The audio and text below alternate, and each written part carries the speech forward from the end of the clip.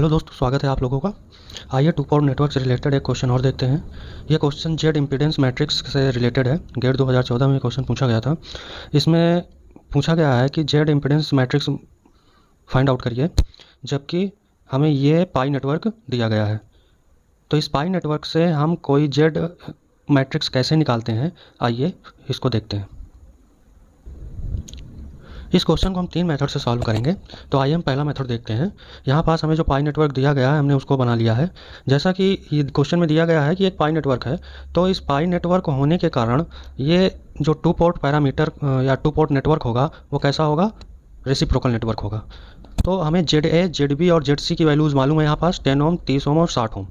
अब हम सबसे पहले क्या करेंगे, क्योंकि हम जानते हैं कि जब कोई पाई नेटवर्क दिया होता है तो हम उस पाई नेटवर्क से वाई पैरामीटर आसानी से लिख सकते हैं। और अगर हमें वाई नेटवर्क दिया गया है तो हम उस वाई नेटवर्क से, वाई नेटवर्क या टी नेटवर्क दिया गया है तो उससे हम क्या लिख सकते हैं? जेड पैरामीटर को आसानी से लिख सकते हैं। तो क्योंकि हमें एक ये पाई नेटवर्क दिया गया है तो हम इससे सबसे पहले क्या लिखेंगे? इसको एक वाई पैरामीटर या एडमिटेंस पैरामीटर इसके निकालेंगे। तो उसके लिए क्या करेंगे? हमने क्या किया, इस इम्पीडेंस को एडमिटेंस में कन्वर्ट कर लिया। वो कितना हो गया? Y A equal to 1/10 siemens. इसी तरह हमारा जो वाई बी है उसको फाइंड आउट कर लेंगे। Z B, Y B equal to 1/जेड बी। तो इसका एडमिटेंस कितना हो गया? 1/30 सीमेंस। इसी तरह वाई सी निकाल लेंगे 1/60 सीमेंस। अब क्योंकि हमें यहाँ पास वाई ए, वाई बी और वाई सी की वैल्यू मिल गई है, तो अब हम इससे क्या लिख सकते हैं? अपना एडमिटेंस मैट्रिक्स आसानी से लिख सकते हैं। जैसा कि मैंने 2 पोर्ट पैरामीटर बेसिक को बताते समय ये बताया था कि अगर हमारे पास एक पाई नेटवर्क है तो उसका वाई पैरामीटर के टर्म में वैल्यूज़ क्या होगी? तो इसकी रेजिस्टेंस की वैल्यू कितनी थी? y11 plus y12। इसकी वैल्यू कितनी थी? Minus y12। और इसकी वैल्यू कितनी थी? y22 plus y12। तो हमने इस क्वेश्चन में मान रखा ये हमारा वाई ए है, वाई बी है और ये वाई सी है। तो अगर हमें वाई पैरामीटर लिखना होगा इसका, या वाई मैट्रिक्स बनानी होगी, तो उसके लिए क्या करेंगे? हमें y11 की वैल्यू यहाँ पास कब मिलेगी? y11 कब मिलेगी? जब हम इन दोनों को जोड़ देंगे तो ये y12 कैंसिल हो जाएगा, तो हमें y11 मिल जाएगा। तो y11 हमारा कितना हो जाएगा? Y A plus Y B. और इसी तरह हम देखें तो वाई बी कितना है हमारे पास? Minus y12। तो अगर हमें y12 लिखना होगा तो वो कितना हो जाएगा? Minus Y B. तो यहाँ पास हमारा हो गया वाई बी। क्योंकि एक रेसिप्रोकल नेटवर्क है इसलिए y12 और y21 की वैल्यू सेम होगी। इसी तरह अगर हमें y22 की वैल्यू निकालनी है तो क्या करेंगे? यहाँ देखिए y22 है और इसको हम अगर इस वाई बी के साथ ऐड कर दें तो यहाँ पास क्या हो जाएगा? y22 plus y12। इन दोनों का एडिशन कितना आ जाएगा? y22। तो हमें वाई बी और वाई सी का समीशन क्या दे देगा? y22। तो अगर हमें वाई ए, वाई बी और वाई सी 3 एडमिटेंस वैल्यूज़ दे रखी हैं किसी भी पाई नेटवर्क में, तो हम उसका वाई मैट्रिक्स कैसे लिख सकते हैं? y11 equal to Y A plus Y B, y12 equal to minus Y B, y21 equal to minus Y B, y22 equal to Y B plus Y C. तो इस तरह हम वाई मैट्रिक्स कैसे लिख सकते हैं? यहाँ पास y इक्वल टू क्या होगा? Y A plus Y B. तो यहाँ वाई ए की वैल्यू है 1/10 और वाई बी की वैल्यू 1/30। तो यहाँ पास हमने उस वैल्यू को रख लिया। इसी तरह वाई बी की वैल्यू कितना हो जाए? y12 की वैल्यू कितनी हो जाएगी? Minus Y B. तो हमने पास लिख लिया यहाँ पास वाई बी की वैल्यू 1/30 तो माइनस 1/30। क्योंकि y12 और y21 सेम है इसलिए हमने दोनों वैल्यू सेम लिख ली यहाँ पास। अब हम y22 के देखें तो क्या होगा? Y B plus Y C. तो यहाँ पास हमने वैल्यू लिख ली 1/30 प्लस वाई सी की वैल्यू 1/60। तो यहाँ पास हमने इसको ऐड कर लिया तो यहाँ पास वाई मैट्रिक्स मिल गई। अब क्योंकि हमें वाई मैट्रिक्स तो इस क्वेश्चन में पूछा नहीं गया था, पूछा गया था जेड मैट्रिक्स के बारे में। तो जेड मैट्रिक्स निकालने के लिए क्या करते हैं? हमें जेड मैट्रिक्स का फार्मूला क्या होता है? Z matrix equal to inverse of Y matrix. अब किसी भी मैट्रिक्स का इनवर्स है तो उसको हम कैसे लिख सकते हैं? Adjoint of that matrix upon determinant of that matrix. तो यहाँ पास एडजॉइंट ऑफ वाई मैट्रिक्स और डिटर्मिनेंट ऑफ वाई मैट्रिक्स। तो अब हमने जो है वाई मैट्रिक्स तो निकाल ली, इससे हमें एडजॉइंट ऑफ वाई मैट्रिक्स मिल जाएगा। लेकिन हमें क्या अभी डिटर्मिनेंट ऑफ वाई मैट्रिक्स निकालना है। तो किसी भी 2x2 ऑर्डर की अगर कोई मैट्रिक्स है तो उसको सॉल्व करने के लिए हम कैसे सॉल्व करते हैं? इसका डिटर्मिनेंट इक्वल टू इन दोनों को मल्टीप्लाई कर दीजिए, 4 × 30 × 1/20 minus multiplication of these values. तो इन दोनों को मल्टीप्लाई कर देंगे तो यहाँ पास हमारे डिटर्मिनेंट ऑफ वाई की वैल्यू कितनी आ गई? 1/80। तो यहाँ पास हम जेड मैट्रिक्स क्या लिख सकते हैं? इनवर्स ऑफ वाई मैट्रिक्स और adjoint of Y whole upon Y. अब हमने यहाँ पास क्या किया? डिटर्मिनेंट ऑफ वाई की वैल्यू रख दी 1/80 और हमें एडजॉइंट ऑफ वाई की जगह क्या रखेंगे वैल्यू? अब देखिए 2 × 2 क्रॉस की मैट्रिक्स दे रखी है, 2 × 2 की अगर मैट्रिक्स है तो उसका एडजॉइंट कैसे निकालते हैं? उसका एडजॉइंट निकालने के लिए जो हमारे y11 और y22 के पैरामीटर है इसे इंटरचेंज कर देंगे, और जो भी y12 और y21 के पैरामीटर्स हैं उसको साइन को हम चेंज कर देंगे। तो यहाँ पास y12 y21 की वैल्यू है 1/30 और निगेटिव साइन है, तो हम यहाँ पास इसके साइन चेंज कर देंगे, क्या हो जाएंगे पॉजिटिव साइन। तो यहाँ पास हमें क्या मिल गया 1/30 और 1/30। इसी तरह हमने इसकी वैल्यूज़ को इंटरचेंज कर दिया y11 और y22 की, तो हमें यहाँ मिल गया 1/20 और 4/30। तो हमें 2x2 मैट्रिक्स का एडजॉइंट इस तरह आसानी से निकाल सकते हैं। अब इस वैल्यूज़ को हमने रखा और जो हमारा जेड मैट्रिक्स है इसको सॉल्व करने पे वैल्यू कितनी आ गई, ये 9 6 6 24। तो यही हमारा आंसर है। आइए इसी क्वेश्चन को सॉल्व करने का एक दूसरा मेथड देखते हैं। इस मेथड में क्या है कि हमें पाई नेटवर्क दिया हुआ है। अब इस पाई नेटवर्क को हम सबसे पहले वाई नेटवर्क यानी टी नेटवर्क में चेंज करेंगे। तो उसके लिए हमारे पास यहाँ जेड ए, जेड बी और जेड सी की वैल्यूज़ मान लिया दी हुई है, तो हम इसे किस में चेंज करेंगे, Z1, Z2 और Z3 में चेंज करेंगे। तो यहाँ से हम देखें तो हमारे पास यहाँ Z1 की वैल्यू क्या हो जाएगी, Z1 equal to Z A into Z B. इस Z1 की वैल्यू निकालने के लिए क्या करेंगे, इसके एडजेसेंट साइड्स को मल्टीप्लाई करेंगे, Z A into Z B whole upon जितने भी डेल्टा नेटवर्क में इम्पिडेंस दिए हुए हैं उनका sum, Z A plus Z B plus Z C. तो यहाँ वैल्यू रख देंगे तो वैल्यू आ जाएगी 3 ओम।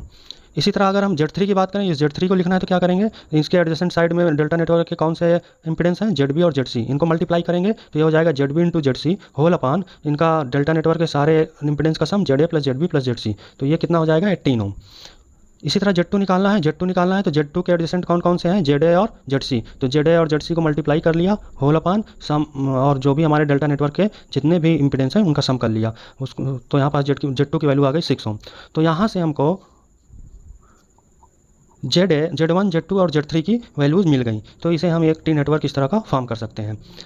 अब कोई भी अगर टी नेटवर्क हमको दे रखा है तो इसका मतलब कि वो टू पोर्ट नेटवर्क कैसा है, एक रेसिप्रोकल नेटवर्क है। अब उस रेसिप्रोकल नेटवर्क को अगर जेड पैरामीटर में लिखें तो इसके लिए भी मैंने एक वीडियो बना रखी है, आप जाएं उस जेड पैरामीटर के वीडियो को देखें, उसमें मैंने पूरी तरह से ये एक्सप्लेन कर रखा है कि कैसे इसको लिखा जाएगा। तो यहाँ पास देखें तो हमारे Z1, Z3 और Z2 की वैल्यूज़ को इस वैल्यू को हम क्या लिख सकते हैं, Z11 माइनस Z12, और इस वैल्यू को क्या लिख सकते हैं, Z22 माइनस Z12, और इसको क्या लिख सकते हैं, Z12। तो ये हमारे टी नेटवर्क को हम जेड पैरामीटर के टर्म में इस तरह लिख सकते हैं। अब क्योंकि हमारा ये वैल्यू है Z11 माइनस Z12 और ये Z12, अगर हमें Z11 की वैल्यू निकालनी है तो क्या करें, इन दोनों को सम कर दें। तो इसी तरह हमने क्या किया, Z1 प्लस Z2 को जब हम सम कर देंगे तो यहाँ से Z12 कैंसिल हो जाएगा और हमें क्या मिल जाएगा, Z11। और इसी तरह हमें Z2 निकालना है तो Z2 की वैल्यू कितनी है, Z12 के इक्वल है, तो Z2 इक्वल टू Z12। और इसी तरह क्योंकि ये रेसिप्रोकल नेटवर्क है तो Z12 इक्वल टू Z21, तो यहाँ पास भी Z2 वैल्यू होगी इसकी। अब Z22 की वैल्यू निकालने के लिए क्या करेंगे, Z2 और Z3 को अगर हम सम कर दें तो Z12 और Z12 यहाँ से कैंसिल हो जाएंगे, तो यहाँ से Z22 की वैल्यू मिल जाएगी। तो इसका मतलब हमें Z22 निकालना है तो Z2 प्लस Z3 हम लिख सकते हैं यहाँ पास। तो इस तरह अगर कोई भी टी नेटवर्क या वाई नेटवर्क दिया हुआ है तो उसे हम क्या करेंगे, जेड पैरामीटर के टर्म्स में इस तरह लिख सकते हैं। तो उसका जेड मैट्रिक्स क्या होगा, Z1 प्लस Z2, इन दोनों आर्म का सम, और Z12 क्या होगा, Z21 के बराबर होगा, Z21 ये Z2 के इक्वल होगा। अब Z2 और Z3 का सम कर देंगे तो यहाँ से हमको Z22 की वैल्यू मिल जाएगी। तो इस तरह हम मैट्रिक्स को लिख सकते हैं। अब अगर हम अपने क्वेश्चन में देखें तो हमें Z1, Z2 और Z3 की वैल्यू मालूम है यहाँ पास, तो यहाँ से हम जेड मैट्रिक्स कैसे लिख सकते हैं, इन दोनों को सम करेंगे तो हमें क्या मिलेगा, Z11। तो इन दोनों को हमने सम किया, Z11 मिल गया। इन दोनों को सम करेंगे तो क्या मिलेगा, Z22। इन दोनों को सम कर दिया, 18 और 6, तो ये हमें Z22 मिल गया। यहाँ पास ये 9 ओम नहीं है, ये 6 ओम है इसकी वैल्यू। जो हमारा कैलकुलेशन से Z2 की वैल्यू क्या मिली थी, 6 ओम, तो यहाँ हमने क्या लिखा, 6 ओम। तो यहाँ हमारा जो है Z22 की वैल्यू मिल गई इन दोनों को सम करने से। इसी तरह Z12 और Z21 इक्वल होंगे और वो 6 ओम के इक्वल होंगे। तो यहाँ जेड मैट्रिक्स की वैल्यू मिल गई और यहाँ पास जेड मैट्रिक्स की हमारी ये वैल्यू है। यही हमारा इसमें क्या है, आंसर है।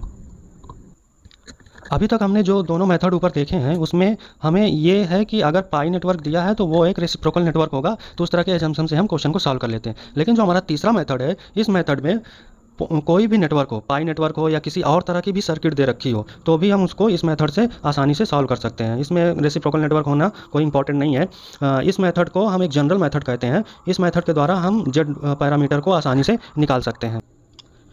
इसमें हम देखें तो यहाँ पास हमने क्या दिया है, पाई नेटवर्क जो दिया हुआ है इसके इनपुट पे V1 मान रखा है, ये I1 है, और आउटपुट पोर्ट पे हमारा क्या है, V2 है, ये I2 है। तो हमने यहाँ पास इसको नोड 1 मान लिया, इसको नोड 2 मान लिया, इस तीसरे नोड को हमने ग्राउंड कर दिया। अब हम इसमें क्या कर रहे हैं, नोडल एनालिसिस करेंगे। तो नोडल एनालिसिस करने के लिए सबसे पहले नोड 1 पे हम क्या लगाएंगे, KCL। तो नोड 1 पे KCL लगाया यहाँ पास, तो ये करंट इंटर हो रही है, तो ये क्या हो जाएगी, -I1 हो गया। इसमें करंट किस डायरेक्शन में जाएगी नहीं पता है, तो मान लिया ये आउटवर्ड डायरेक्शन में जाएगी, नोड से बाहर की ओर, तो ये पॉजिटिव होगी। तो पॉजिटिव साइन हो गया और प्लस V1/10 इसमें करंट की वैल्यू हो जाएगी। अब इसमें देखें तो इसमें हम नहीं जानते हैं कि किस डायरेक्शन में करंट जाएगी, तो मान लेंगे हमारे नोड से बाहर की ओर करंट जाएगी। अगर नोड से बाहर की ओर करंट जाएगी तो ये क्या होगा, पॉजिटिव साइन होगा। अगर पॉजिटिव साइन है, अब इसमें करंट की वैल्यू लिखें तो क्या हो जाएगी, V1 - V2/30। तो वोल्टेज का डिफरेंस अपॉन रेजिस्टेंस, तो वोल्टेज का डिफरेंस V1 - V2/30 ये इक्वल टू 0। अगर इसको रीअरेंज कर लेंगे तो हमें ये एक इक्वेशन मिल जाएगी। इसको मान लेते हैं इक्वेशन नंबर 1। अगर हम दूसरे नोड पे KCL अप्लाई करें तो दूसरे नोड पे KCL के लिए क्या होगा, यहाँ पास ये करंट नोड 2 में इंटर हो रही है तो ये क्या हो गया, -I2।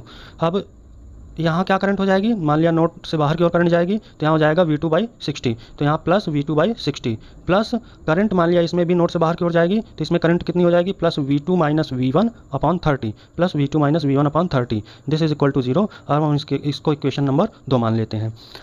अब हम यदि देखें तो इक्वेशन नंबर 1 से क्या करें, यहाँ से V2 की वैल्यू हम निकाल लेते हैं। तो यहाँ से V2 की वैल्यू कितनी आई, 4V1 - 30I1, और इस V2 की वैल्यू को हमने इक्वेशन नंबर 2 में रख दिया। तो यहाँ पास जो इक्वेशन नंबर 2 है -2V1 + 3 इंटू V2 की जगह हम क्या रख देंगे, इस वैल्यू को रख देंगे। तो हमने V2 की जगह इस वैल्यू को रख दिया और ये -60I2 इक्वल टू 0 यहाँ पास है। अब हम इसको सॉल्व करेंगे तो हमें यहाँ V1 की वैल्यू क्या मिल जाएगी, 9I1 + 6I2। इसे हमने इक्वेशन नंबर 3 मान लिया है। अब इक्वेशन 3 और इक्वेशन 2 को अगर हम सॉल्व करें तो यहाँ पास देखिए -2V1 है इक्वेशन नंबर 2 में, ये -2V1 है और -2V1 की वैल्यू हमने क्या रख दिया, 9I1 + 6I2, 9I1 + 6I2 रख दिया, प्लस 3V2 और -60I2। अब इसको हम रीअरेंज करके V2 इक्वल टू ये वैल्यू निकाल ली है और हमने इसको मान लिया इक्वेशन नंबर 4। हमने ऐसा क्यों रीअरेंज किया है, क्योंकि हम जानते हैं कि जो हमारे जेड पैरामीटर होते हैं किसके टर्म में होते हैं, V1 और V2 के टर्म में। V1 और V2 की वैल्यू को हम I1 और I2 के टर्म में लिखते हैं। तो उसी तरह हमने इन इक्वेशन को अरेंज किया है। V1 की वैल्यू निकाल ली है I1 और I2 के टर्म में और V2 की वैल्यू निकाल ली है I1 और I2 के टर्म में। अब इन दोनों इक्वेशन को हम इन दोनों इक्वेशन से कंपेयर कर लेंगे तो हमें यहाँ से Z11 की वैल्यू कितनी मिल गई, 9, Z12 की वैल्यू कितनी मिल गई, 6, इसी तरह Z21 की वैल्यू कितनी मिल गई, 6, और Z22 की वैल्यू मिल गई 24। तो यहाँ पास हमने वो सारी वैल्यूज़ लिख ली हैं। अब इसको हम मैट्रिक्स के फॉर्म में लिखें तो हमारे जेड मैट्रिक्स के फॉर्म में ये वैल्यूज़ मिल गई। जेड मैट्रिक्स की वैल्यू कितनी हो गई, 9, 6, 6 और 24 ओम। तो इस तरह से अगर हमें ये नहीं पता है कि नेटवर्क रेसिप्रोकल है या कैसा है तो उसके लिए हम क्या करते हैं, इस तरह का मेथड यूज़ कर सकते हैं। ये मेथड हम किसी भी सर्किट में अप्लाई करके आसानी से जेड पैरामीटर्स की वैल्यूज़ को निकाल सकते हैं, क्योंकि ये मेथड थोड़ा लेंदी होता है, एग्ज़ाम में इतना टाइम नहीं होता है कम्पिटिटिव एग्जाम्स में। तो इस तरह के अगर 2 पोर्ट नेटवर्क के अगर वाई पैरामीटर्स के वाई नेटवर्क से कैसे वाई पैरामीटर निकालते हैं और वाई नेटवर्क से कैसे जेड पैरामीटर निकालते हैं, अगर इस तरह के हमें कॉन्सेप्ट पता होते हैं तो एग्जाम में थोड़ा क्वेश्चन सॉल्व हो जाते हैं। ज़्यादातर एग्जाम में इसी तरह के क्वेश्चन पूछे जाते हैं। वाई नेटवर्क और पाई नेटवर्क को देकर जेड पैरामीटर या टी पैरामीटर, एच पैरामीटर या हमें वाई पैरामीटर की वैल्यूज़ पूछ ली जाती हैं। तो इसी तरह हम धीरे धीरे क्वेश्चंस को सॉल्व करेंगे इसमें और धीरे धीरे समझते रहेंगे ताकि हमारे कॉन्सेप्ट और क्लियर होते रहें। तो आज इस क्वेश्चन में इतना ही, फिर मिलते हैं एक नए क्वेश्चन के साथ।